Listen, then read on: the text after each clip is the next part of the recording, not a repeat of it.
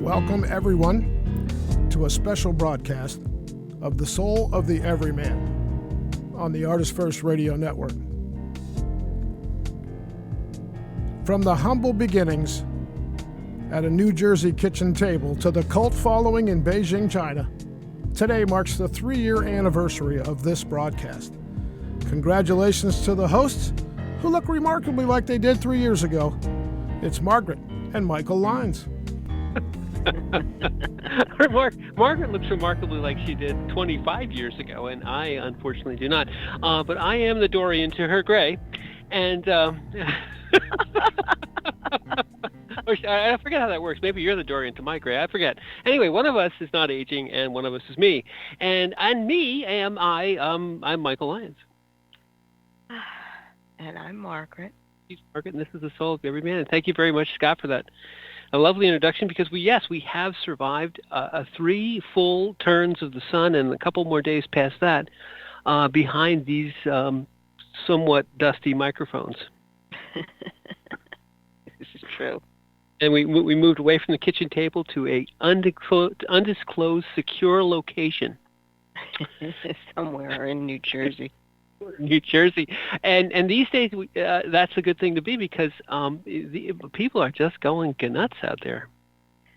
Well, I think we said it before. This is unprecedented.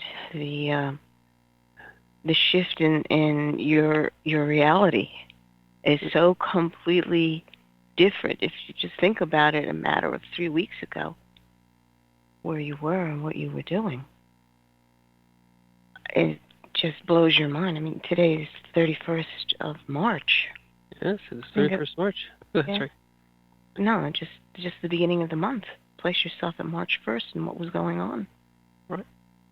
And last show and even a couple shows before that, we talk about how quickly, in many other shows, we talk about how quickly things can change, and why the moment now is so important. And I don't want to digress from our topic, which I'll get to in just a moment. But it is always important to realize that the present is all you have, and there's only one thing that's absolutely sure about the present: it will change. So. And that kind of segues nicely into our topic, because our topic tonight is about keeping your head while all about you are losing theirs and blaming it on you. And if that sounds familiar to many, it should, because it was written by a far wiser and more wonderful writer than many, which is Rudyard Kipling. And it's a line or two, a stanza or two from a poem called If. And I won't talk about the poem. And I think many years ago, maybe even two or 3 years ago, we had a show where we kind of talked about the significance of that particularly wonderfully penned thought. But times similar to what we're going through now as a world, not just as a nation, but as a humanity, as the totality of humanity right now, do unfortunately kind of break us up into 2 groups, and the 2 groups have nothing to do with politics or countries or races or anything. The 2 groups are sort of those who, for want of a better word, sort of revel in this idea of license, of being able to kind of lose your CRAP and run around with your head cut off and expect everyone else to do the same. And then there's, I think, an equally sized group, although maybe some might say a smaller group, where those folks are see the need, see the fact that there is a sort of an uprising of chaos, and realize that the response is not to succumb or to feed upon the chaos, but to be calm. And that stanza there, keeping your head when all about you are losing theirs. Okay, that's very important. And blaming it on you, because one thing that chaos wants, like many other things, it wants a victim. It wants somebody to lay the blame on, rightly or wrongly, because there's sort of a power in being able to name the car line, if no one knows what a car line is. But a car line, just to digress, is sort of a sacrificial victim. It was somebody who was, in essence, ostracized from the group at a particular time. It's actually a druidic or sort of a Northern European ritual. Ostracized from the group such that they were a sacrifice, such that the rest of the group would not would avoid the wrath of whatever gods they were trying to appease. And there's many examples in many different cultures of this idea. But it's a common act. Yes, scapegoat. Scapegoat in Jewish tradition that sort of got translated down, but they literally would be putting the sins of a nation on this goat that would be sent out into the wilderness. Right. And it's supposed to be taking away the sins of the nation. Right. And it's been translated into modern society because scapegoat, we know who, when you use the word scapegoat, people understand that someone gets chosen and then has to bear the brunt of the blame. Right. And it's, not to digress, but there's this wonderful, beautiful, interesting parallel of course, of Christ on the cross and the Lamb that gives up its life for our sins. And so I don't want to go in that direction, but the idea of a scapegoat is that chaos and sort of this idea of everything's going wrong, and we're going to blame it on you. And it's rightly or wrongly, it doesn't matter, because the chaos doesn't care about justice. Justice isn't about, this isn't about justice. Chaos isn't about finding justice. Chaos is a mob. Chaos is looking for a victim. They're looking to make themselves feel better. And really what chaos at its heart is driven by fear.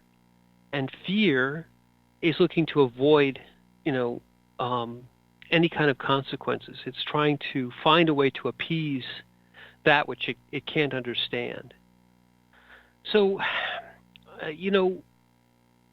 that energy rises in small and in large when there's a disaster, whatever the disaster may be. It can be war, it can be famine, it can be pestilence, which is appropriate. So, plague of pestilence. Yep. Pestilence is, and fear comes in many forms. But when fear is engendered by something which you can't understand, it's like the air you breathe is becoming poison, or the water you drink is suddenly doing bad things to you. You're unable to discern that that there's a threat, or you're not able to avoid a threat. And this of course engenders fear. So let's just say the baseline of sort of an occult threat is fear. We all fear the unknown, and a threat from the shadows. What's every horror movie based on? Is some knife-wielding crazy in the shadows, and targeting you or anybody. It's even worse when it's random. See, pestilence it seems random. It's like one falls and one doesn't. And I'm reminded of that wonderful passage which you quote often. 10,000 shall fall. You can do it better than I can. But 1,000 may fall at your side and 10,000 at your right hand. Right. But it shall not come near you. It shall not come near. And we've talked a little bit about those who kind of revel in this kind of feeding the chaos or becoming part of the chaos and then searching for a victim. And then there's the sort of draw the bright line, and there are those who are affected the exact same way. They're in the exact same threat. They are certainly as much afraid, but the go-to the step that they take is not in towards the chaos. It's towards the calm, or towards peace, towards the moment. And I think we talked about it a little bit, maybe 2 shows ago. Folks who have been through an existential crisis, and we went through one, and many people have been through these existential crises. You're tried, and you realize that the chaos road is a road which is seductive, but goes nowhere. In fact, it wastes your energy, and it doesn't do anything to appease your fear. Finding that victim to blame on, blame all your troubles on, and you oust the car line and you kill the scapegoat, and you still have the troubles. You sacrifice another virgin to the volcano god, still got the troubles, because that's not really going to fix it. And the chaos of the existential crisis comes from the fear. And if you survive it and you get through it, you realize that wasn't the way to go, because you saw those who went that way and they destroy themselves in the end. That's the road to destruction and to madness. Fear. And fear. If fear possesses you, you walk the road into madness and loss so deep, and it could be loss of yourself or someone else. You lose, the first thing you wind up losing is your identity. And if you don't know who you are, it's easy to be swayed one way or the other by the ongoing wave of panic that rises up. You have to consciously choose not to take that step into panic. And if you've been through times where life and death issues are very real to you, when you understand how real they actually are, you automatically choose life and ground into the moment of here and now, because all your options are in the here and now. And it takes time, it takes discipline, because it's so easy to want to fall into a heap somewhere and try to let somebody else handle it for you. Or take the blame. Well, taking the blame, pushing the blame off of someone is this strange hope that somehow it takes it off your hands so you don't have to deal with it. If anything, it just aggravates the situation, because the longer you ignore certain situations, the larger they get. Yeah, and it's seductive. It feels, there's a certain tropism towards when you're in fear to in essence cower and then blame and then walk that road. And we saw it in the cancer wards, but now we're seeing it throughout the world. And you see this energy, and it's played out in small and in large. You see it in in fisticuffs in the supermarket, and you see it in people who run around with 17 truckloads of TP. But none of that is the actual thing. The actual thing is this sort of parasitic relationship of if you are afraid, you want to find someone else to make even more afraid, or if you're feeding the chaos, you want someone else to feed your chaos, and you may find that if you're in this state and someone tries to give you an oasis of calm, you find people who actively get angry. They're like, "What do you mean, be calm? Don't you see?" And then they immediately attack. So the other aspect of not scapegoating when you're in chaos is using anger and lashing out and attack, because this is the second effect of chaos and fear, is you become angry and you want to attack your fear, but instead of attacking your fear, you attack anyone who tries to, even those who try to help. So there's a large component of this the engendered by the unknown, which turns into fear and chaos, and then it wants to find victims. It wants to find folks to spin it up, to spin itself up even higher and higher and higher. It wants to revel in the worst case scenarios all the time, because it makes them feel, it almost feels powerful to just even say, it's going to get worse, and it's going to get worse, and it's going to get worse. You want to hear that echo chamber, What it reminds me of is the fight or flight syndrome that rises up And like when someone is drowning, okay, Mm-hmm. and the first thing they say when you're the rescuer is try to get the person not to continue flailing because they will both wind up drowning. Right.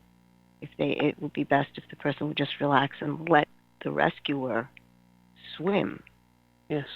But it's understanding that reaction of that flailing around and then trying to cling to the person so the person can't actually swim to bring the two of you back to shore. Understanding that reaction. That reaction needs to be seen. That this is because it's an automatic. The body just goes automatically into this frenzy, this peak, trying to survive. Mm. And to make room for what the next step is, that kind of awareness is what we were talking about, in being grounded in the moment of here and now. You can take stock of exactly what's going on. And you can see the person who is flailing around, drowning, and go, okay, this is going to be a hard one, because that person is just completely lost in the panic. And what do they usually do when they're rescuing them? They tow along that little flotation device, and they give that person the flotation device to hang on to while they swim the group to shore. Right. You know, it's understanding that things like this happen, and to make room for other people. And also for the other person to okay, wait, there's help on the way. Well, I want to go back to your earlier point, because it's a very good one. You know, the flailing person in that scene is us. We're all that flailing person, because you said it. The body, the mind, at the level of existential threat, panics. It has to. It's built into 3 million years of our DNA. The reaction is visceral. We are the flailing person. And I'm reminded of I don't remember the name of the Tibetan monk, or it basically said, you know, when I panic, I make room for my panic, and I say, there's panic. And I just look at it. There's the panic. Yes, it's a lovely panic, and I'm going to have that panic, and I'm going to make space for the panic, and I'm going to let the panic be there. I'm going to welcome my fear, welcome my panic, and use it. And he became, from a person who was incredibly anxious, I don't remember his name, but you probably do, to someone who teaches these techniques of looking at yourself in sort of that form. Yes, you are the flailing person that is drowning, but you are also the person who can rescue you by letting it have the space, giving yourself something to hang on to, and then allowing yourself to tow yourself back to shore. Mm-hmm. And so that's kind of the end game. We've jumped ahead to the end game, but that is the end game. There are those who, when you become that person who is calm, when all about you are blaming you, are losing their losing themselves, losing their heads, and trying to find someone to blame it on, you can do it for them too. You do it for yourself first. You say, I'm the flailing person. I'm drowning. I'm panicking. Make that space. Understand that that's the reaction. That everybody feels it, right? It's understanding that there's a part of you that is in that panic. Yes. But you are not just the panicking part. Right. That is usually the problem, that you identify solely with the part of you that has lost it. Yes. But that's not who you are completely. You are more than that madness.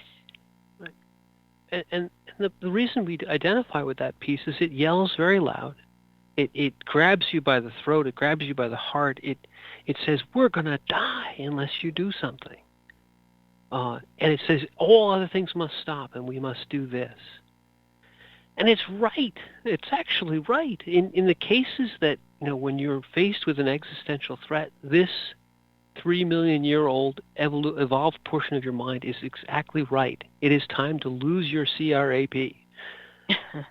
But, but, it so easily gets manipulated into feeding the chaos, to feeding fear, to lashing out in anger, to looking for a victim, that it no longer serves the purpose it served initially, but it's still there. That is the part that's grabbing on to something to blame. Okay. Yes. And wants to hang on to it, believing that somehow this will save it. Right. But it won't. It does what you said. It drowns all. In allowing it to consume and become all of you, it kills all of you. In the sense of it kills your ability to reason, to think, to deal, to be calm. So we talked about. Go ahead. Yeah. Well, to actually see what is unfolding in the moment. Yes. And decide to consciously take action in a direction that produces life and progress. You just said it. The mind that panics is no longer in the moment and can't do anything except grab on and really drown the full psyche. The full person drowns. Once you've been through it, though, and you've had that experience, and maybe someone else rescued you, maybe you rescued yourself, but you learn that wasn't the part of you that was the important part to listen to. It needed to have space made for it, because there's no way to expunge it. In fact, trying to suppress it entirely is also wrong. No. You need that edge. You need the edge that says it's time to get out of Dodge right now. You need that edge. It's important. But then it's so easily manipulated and led into things which are counterproductive and even destructive. It becomes the mob. It becomes the person who's howling for the victim. Once you've been through it, you can see it. Now, so the other side of this is the side that you can do. If you've been through it, the first thing you can do is understand that you've been here before. That yes, we've been through this kind of an existential crisis, and we've figured our way through it. We may have terribly lost things. We may have terribly been damaged. We may have gone through a really terrible ordeal, but you learn. And then if you go to the next step of that, you can become an island, a touchstone, a grounder, a person who, when the mob comes to you howling for blood, or the mob comes to you just the one person comes to you and says they're looking to spin up and say it's so bad, isn't it going to be so bad? And you've got to understand that they're in the flailing, drowning mind, and you have to suddenly say, yes, you can see it from their point of view right away. You can see it from their point of view. Say, yes, you're right. I don't want to tell you you're wrong. You're right, but. And we learned this in the cancer wards. All the things they say are going to happen, but not right now, not in this moment. In this moment, we can be calm. We can find a way to get to the next moment, even though we understand that many things are happening right now, and many things may happen in the future that could be bad, and bad things have happened in the past. The moment of now is also that moment where you can give that panicky piece something to hang on to, and then find what you said, the next step, the next actual action, the actual thing you can do, which can also be nothing we can do right now, but you can be calm. Okay, yeah.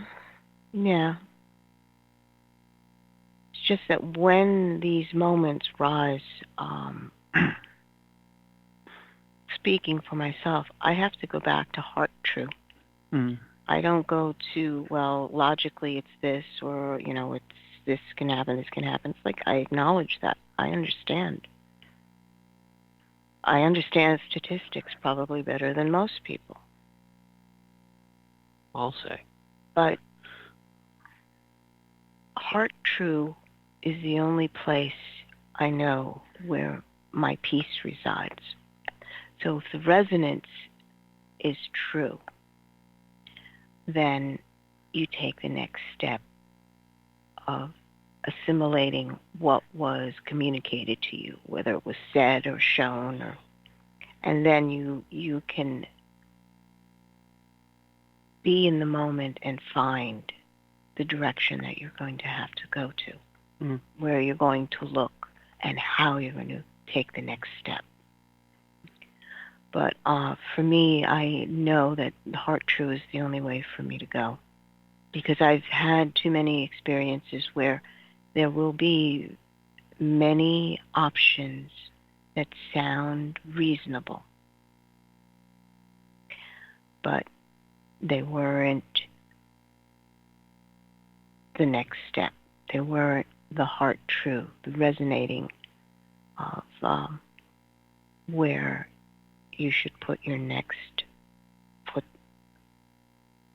where and when and how to place your next foot.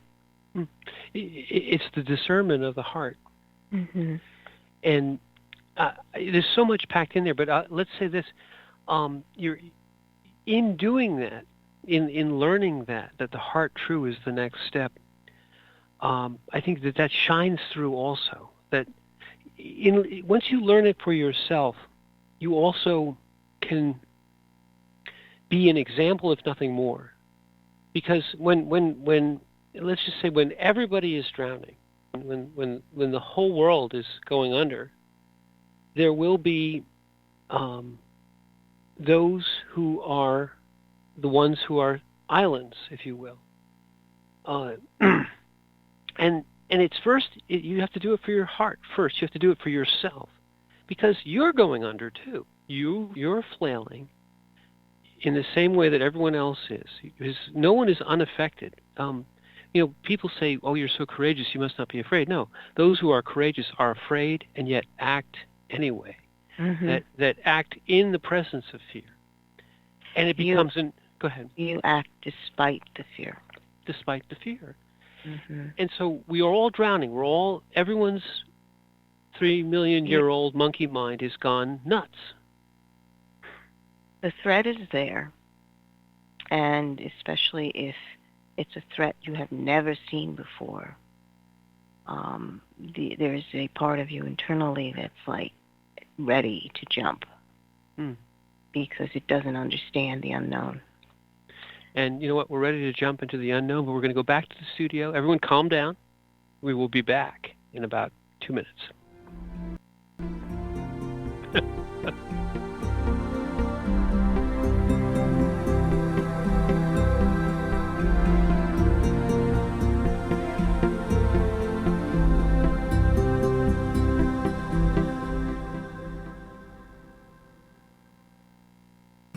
There is a Reaper is the story of 5-year-old Christopher Aaron and his life-changing struggle with leukemia.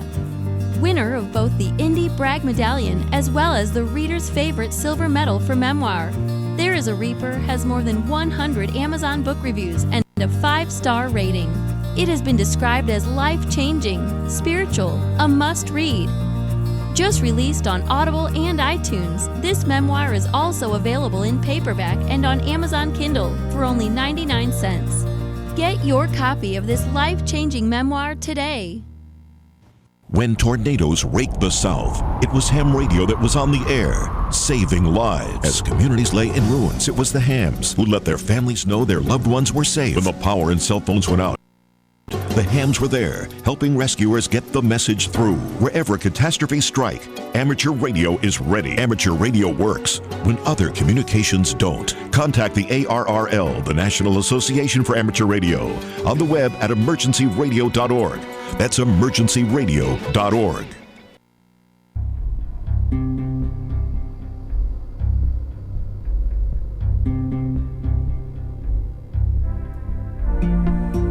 Yes, ladies and gentlemen, the bar is open. It's the 3rd anniversary of The Soul of the Everyman. Congratulations to Michael and Margaret Lyons.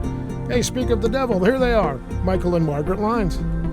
Thank you very much, Scott. This half hour we're going to play a drinking game. So every time we say calm or some other word, just take a drink. Calm, calm, calm. You're 3 shots down. No, we're not going to do that, but it is a good idea. I will say, just anecdotally, I've been reading that alcohol consumption is way up. Oh, my. And not only during our show. So today we've been talking a little bit about, let's call it the zeitgeist. We are the sign of our times, the times that we are in right now, have kind of changed everybody. They've changed, the Soul of the Everyman has over the last 3 years, we've done a lot of different things. We've done a lot of different topics, but we generally don't talk about, sort of the warp and the weft of what's happening in the world. But, there is a time and a place to kind of implement some of the skills that you've been gathering over your lifetime. And one of the things that comes from a life which has been lived in, as all of our lives are, in some adversity, is the ability to learn about yourself and about your reactions, and understand that, as we mentioned in the early part of the last half hour, that the only thing you have is the now, is the present moment. It's very difficult, because the mind wants to talk about the future to itself, and it wants to talk about the past to itself, and it wants to push you off in other directions. But nothing ever happens more than 1 second per second. You only have the now, and even though the now you may see clouds coming in, or you may see that terrible things have happened and remember them. The now is always the point at which you can actually do anything or actually experiencing anything. Nothing happens to you until it gets to you. No matter how far off you see something, nothing happens to you until it gets to you. And oftentimes, the anticipated fear is worse than the actual thing that happens. I'm reminded, when you take a child to the doctor. This is a strange analogy, but if you take a child to the doctor and they have to have a shot, some sort of inoculation, and this is not true of every child. This is just in general. Nobody likes needles, and kids don't like needles, and so if you tell the child, or even let's say you have a dog or a pet that's going to the vet, if you once they understand that they're going to the vet, they're going to resist. And when kids understand they're going to the doctor, they get afraid, and it becomes a whole struggle to get up to it, get through it, go through all the tears and all the. But at the end of the day, if you sprung it on them and just said, "This is what's happening right now," it'd be over in 2 minutes, and it would be less of a thing. So. The anticipated fear is oftentimes worse than the actual fear itself. And though the reason for that is that when we are confronted with anything which is outside of our control, and certainly very large existential things that are outside of our control, this monkey mind, this 3 million year old evolved set of reactions that are right there for our survival, wants to take over and pilot the ship. And it will, and it's going to. Through your life experiences, you have run into this countless times, both large and small. Through some of our lives, and I'll include ourselves, and there are many, many others, you run into a situation where, it really is life and death, and it really is,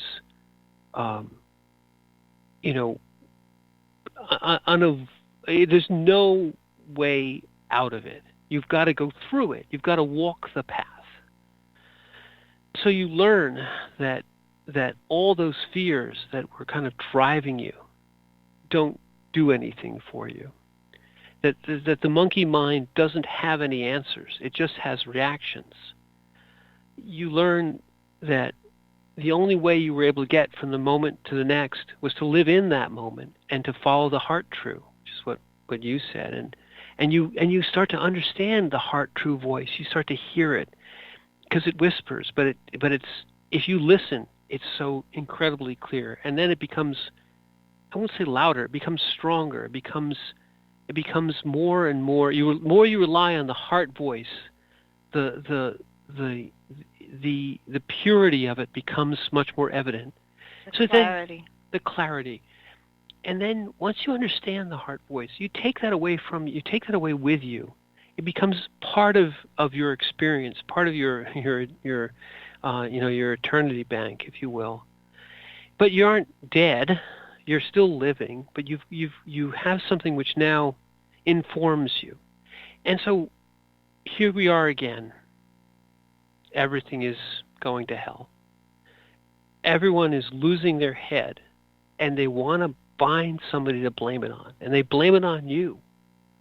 They're really not blaming it on you at all, but they're finding somebody, something, anything to point the monkey mind at and say, go attack, kill, destroy, become, find a way to find a scapegoat. And yet it doesn't bother you because you've been there. You were the monkey mind, your own monkey mind, doing that exact same thing to you. It was already done to you. You understand it. And so rather than give it back or encourage it, you are able to say, yes, everything is panicking. Everything is causing us to panic and causing us to feel the fear. I feel it too. But you can give them that one precious bit of experience. It's not happening now, right now. Right now, we can do this. Right now, we can help each other. Right now, if we're calm, we can listen to the heart voice and find out what to do next, the heart true voice, not the screaming voices, in the media or the TV, or the screaming voices of the mob, or the screaming voices in your own head that say, do this, do that, do something. The heart true doesn't scream. Go ahead. Just that the part of you that panics wants to believe that it can do something in order to somehow fix this or make it stop. Yeah. But the reality is that's not true for your immediate situation. Most people just want it to go away, and it's trying to find a way to make it go away. And we said this before, blaming somebody else, there's a part of you that thinks it'll go away if I pick somebody to blame. Yes. But the truth is, where we're at right now is understanding that you yourself do control your world by choosing your response to what's happening around you. Mm. And when you decide that you will stand in that moment where you decide what your response will be, instead of just flailing around and doing what we who have gone through this call indulging in panic. And it's an indulge because it uses up precious life energy that you can focus in another direction. When you realize that's rising in you, most people say it's panic, but if you take it down to its raw form, it's energy from you, your body and your soul rising up in you.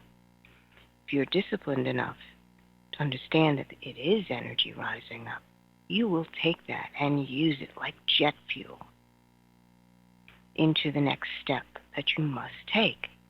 Where we are right now, looking at the broad view, we understand that there's going to be many who suffer. But if we continue working together, we can actually help alleviate the suffering and the death it's a moment where you can choose to be a hero or choose to complain and therefore be a victim of the situation. Remember the Longfellow poem, Be a Hero in the Strife? It was one of, Christopher had some favorites, and that was one of them, the one you would read to him. And I don't know if you recall the lines. I recall just that one. Yeah. No, tell me. I can recite the entire thing. Go ahead, because it's as poignant as Kipling. Tell me not in mournful numbers, life is but an empty dream, for the soul is dead that slumbers, and things are not as they seem. Life is real, life is earnest, and the grave is not its goal. Dust thou art, to dust returnest, is not spoken of the soul.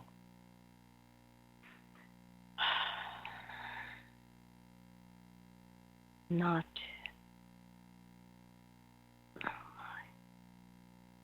That is the beginning. Yeah, but not in. Oh, I don't want to chop it up into. Yeah, into Longfellow. We weren't prepared, but the lovely part of that poem is the part that Christopher liked the most, which was to be the hero in the strife. That idea of a hero appealed to him. Christopher was undergoing at that time some pretty tough treatments, and we'd been through a lot, and he'd been through a lot, and he had grown so much that he was, not yet 8 years old, and his soul had touched into the fullness of maturity. His body was still that of a child, but he saw so deeply into some of those words, and he would sit there and listen raptly, and he knew those lines. He knew that poem because it appealed. He would also have understood. I don't think we ever read Kipling's If to him. Maybe we did. It's been some time, but he would also understand that keeping your head when all about you are losing theirs and blaming it on you, because that sentiment is very similar to Longfellow's poem. You have it now. Yeah, it's the Psalm of Life. The Psalm of Life, yes. By Henry Wadsworth Longfellow. I'm sorry. Where was I? Dust thou art, to dust returnest, was not spoken of the soul. Not enjoyment and not sorrow is our destined end or way, but to act, that each tomorrow finds us farther than today. Art is long and time is fleeting, and our hearts, though stout and brave, still, like muffled drums, are beating funeral marches to the grave.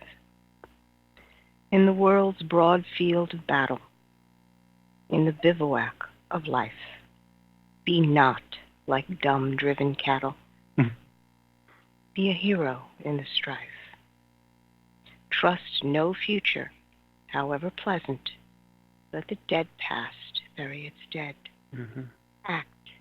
Act in the living present, art within and God overhead. Lives of great men all remind us we can make our lives sublime, and departing, leave behind us footprints in the sands of time. Footprints that perhaps another, sailing o'er life's solemn main, a forlorn and shipwrecked brother, seeing, shall take heart again. Let us then be up and doing, with a heart for any fate, still achieving, still pursuing. Learn to labor and to wait. And it's, those words are incredibly poignant. They speak to this moment, both in that wonderful image of the footprints in the sand for us. We're the shipwrecked brother, and we're the ones who leave the footprints. The shipwrecked brothers are all of us right now. The shipwreck is the disaster we're in right now. But those footprints, or really the testimony of survival on that island, the testimony that, others have trodden this path and survived and thrived and understood more about themselves and about life. That idea that we have to act in the living present. Longfellow was a consummate genius, and poetry is the highest form of that kind of literary expression. Those words, each one of them is chosen so beautifully because they speak to that heart energy. They speak to the heart soul, to the heart soul bond. In recognizing both the shipwrecked, disaster-laden people that we are, as well as the fact that we are leaving a testimony for those who will come later, and that our actions now, which are important now, are important then too, in the future, and that we're not in that dead future. Our footprints that we trod before on the beach are there too. You see your own footprints. You can show others your footprints. You can make them right now by being the calm in the shipwreck, the calm in the storm, by diffusing some of the chaos that comes to you. You can't fix the world, as they say. It's a small world, but who would want to paint it? You can't fix the world, but you can fix that one little person-to-person interaction where somebody's panicking, they're losing their CRAP, and you just say, yes, it's all going to hell. But not right now. Right now we have a moment to act and to do something, even if it's just to comfort each other or to do some small kindness. And in doing those small kindnesses, we leave those footprints, and we also have an effect which lasts far beyond our years and our time here. Yes. No, this is true. When you choose to be calm, and you choose to reside in the larger part of who you are, not in the reaction. Perspective is something that becomes second nature to you. And you see people having their various reactions. You see people in reactions. And you choose to be that point of now where action can actually make a difference. You can consciously choose to be that point of action that makes a difference. Or it may be not something necessarily that you do, but you are a person who's meeting another soul at the critical point of development for theirs. And they do not want to be swallowed up by fear, but they are looking for a stable point.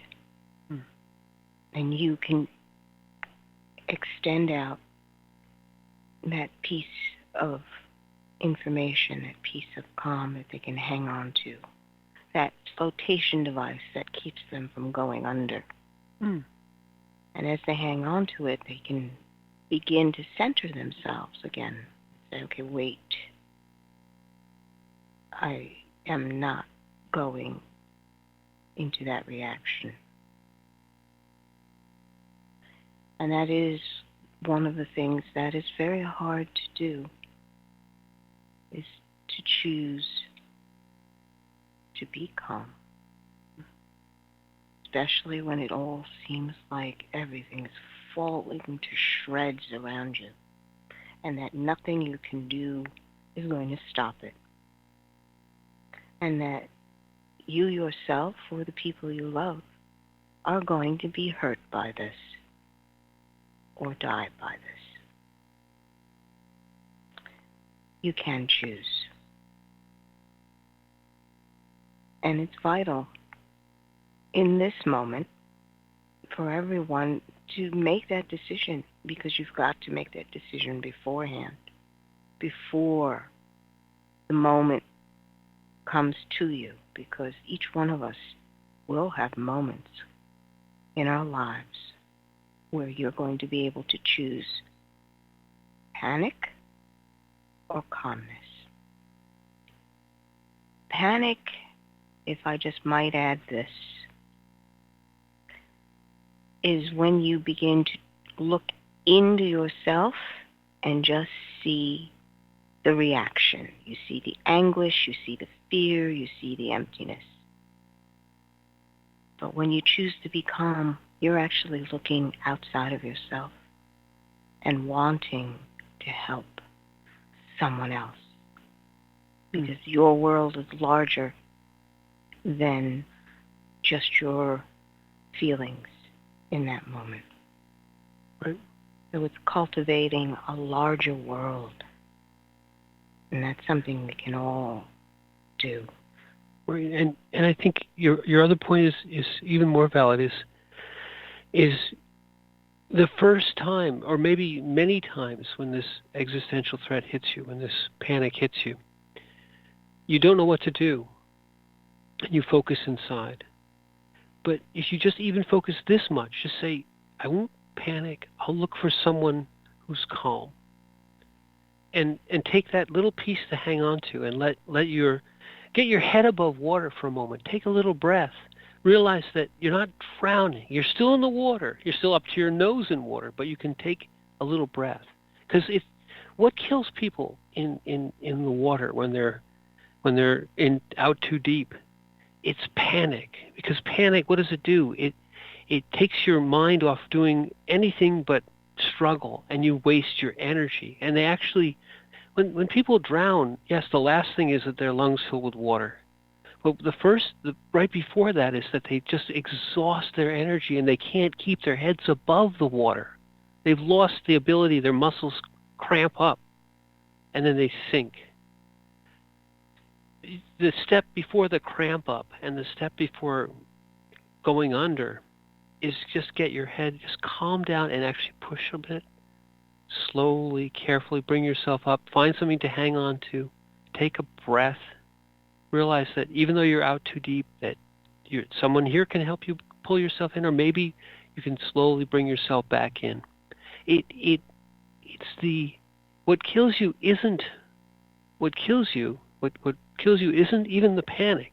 It's the exhaustion. It's taking that energy, what you said before, the energy that rises up, and turning it into something which is unproductive, which is just flailing. Instead of taking the energy, which is all that fear that the monkey mind has, its energy, and turning it into something which allows you not just to be calm, but to be effective. And in this calm, effective moment, I'm going to say, I'm Michael Lyons. Yes, we've reached the end of our show. And I'm Margaret. And thank you for listening.